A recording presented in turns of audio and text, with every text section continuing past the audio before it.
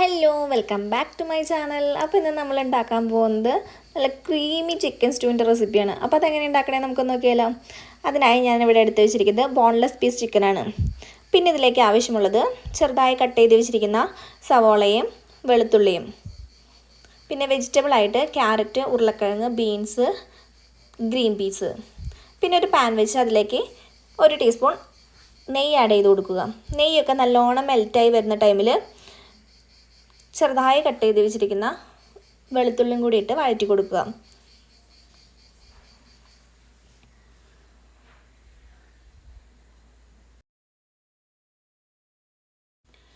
വെളുത്തുള്ളി ചെറുതായി വഴറ്റി കഴിയുമ്പോൾ അതിലേക്ക് കട്ട് ചെയ്ത് വെച്ചിരിക്കുന്ന സവോള ആഡ് ചെയ്ത് കൊടുക്കുക. എന്നിട്ട് സവോളയൊക്കെ നല്ലപോലെ വഴറ്റിയെടുക്കുക.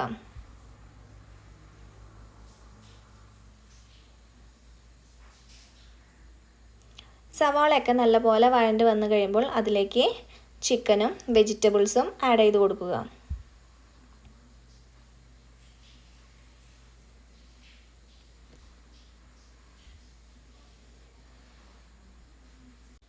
പിന്നെ ഇതിലേക്ക് ആവശ്യത്തിന് ഉപ്പും കുരുമുളക് പൊടിയും ക്രഷ്ഡ് ചില്ലിയും ഒറിഗാനോയും കുറച്ച് ഗരം മസാലയും ആഡ് ചെയ്ത് നല്ലപോലെ മിക്സ് ചെയ്തെടുക്കുക.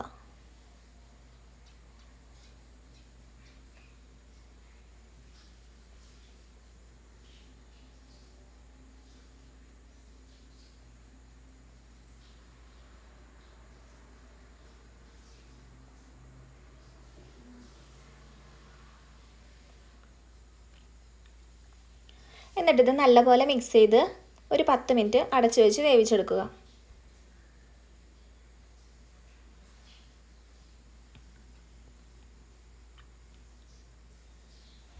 ഇപ്പോൾ ചിക്കനും വെജിറ്റബിൾസും എല്ലാം നല്ലപോലെ വെന്ത് വന്നിട്ടുണ്ട്. ഇനി ഇതിലേക്ക് കുറച്ച് മൈദ ആഡ് ചെയ്ത് കൊടുക്കുക.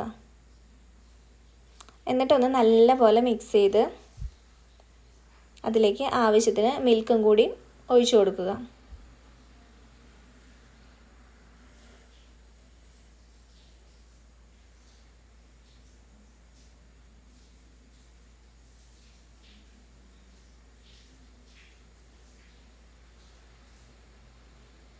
പിന്നെ നമ്മുടെ ക്രീമി ചിക്കൻ സ്റ്റൂ റെഡി ആയിട്ടുണ്ട്.